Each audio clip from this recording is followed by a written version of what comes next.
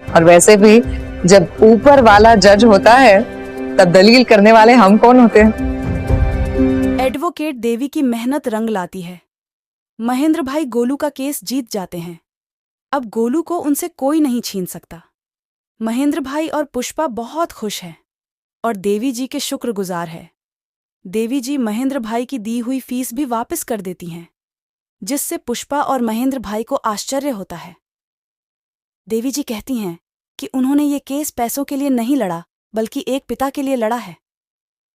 और इस केस को लड़कर जो आत्मसंतुष्टि उन्हें मिली है, वो ही उनकी फीस है।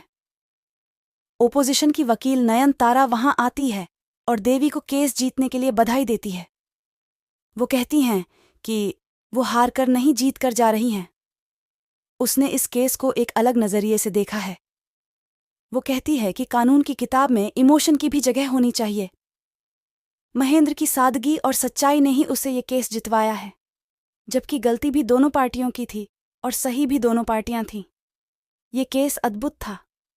पुष्पा के घर में भी सभी खुश हैं। पुष्पा के सिर से भी बोझ हटता है। वो कहती हैं कि अगर गोलू महेंद्र भाई की जिंदगी से निकल जाता तो वो कैसे रहते। चिराग मजाक करता है और कहता है, जैसे आप मुझे और अश्विन भाई को घर से निकाल कर रह रही थी। पुष्पा नाराज होती है और कहती है कि जब अश्विन और दीप्ति के बच्चे होंगे तो वो माँ की ममता को समझ पाएंगे। ये सुनकर दीप्ति सीरियस हो जाती है।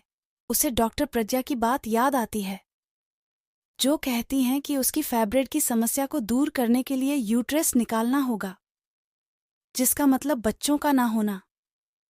दीप्ति घबरा जाती है और इंटरनेट पर अपनी प्रॉब्लम का सॉल्यूशन ढूंढने लगती है। उधर अश्विन अपनी कामयाबी से खुश है।